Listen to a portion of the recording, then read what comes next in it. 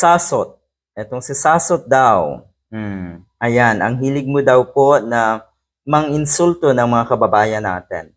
Akala mo daw, maluloko mo or mai-steer mo ang understanding ng mga Filipinos. Kung meron man ikaw daw na napapaniwala, for sure yung mga yan daw ay mga DDS lang. Ito pong si Sasrogando Sasot na nasa China ata. Trying to be intelligent. Pinagtatawanan lang naman itong si Sasot sa academe.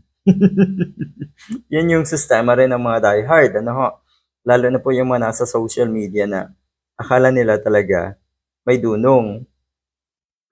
Ang tawag daw dyan ay meta-ignorance. Etong mga ito, hindi nila alam na sila ay pinagtatawanan na sila ay tanga. Hindi nila alam na sila ay mali. Yun yung meta-ignorance pala na tinatawag. Ang sinasabi kasi na si Sasot, can Harry Roque be arrested even with an Interpol notice and repatriated back to the PH? Ang sabi niya, hindi. Kasi daw, ikinumpara niya yung kaso ni Joma Sison na mas malala daw. Much graver daw ang kaso ni Joma Sison.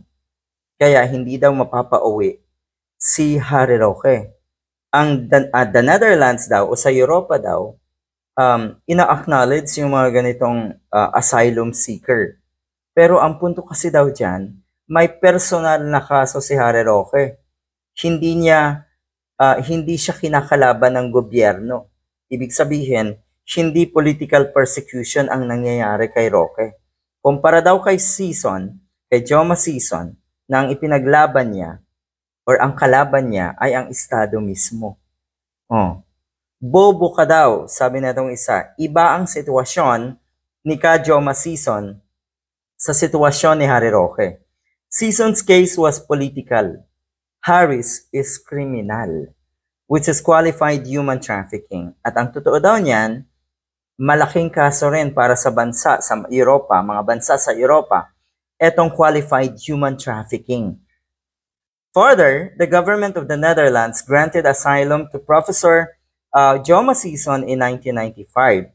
So even with his passport cancellation in 1998, the Philippine government couldn't simply capture and drag the late professor back to the Philippines. Yun ang totoo. Nauna na grant yung asylum nga netong si Joma Sison.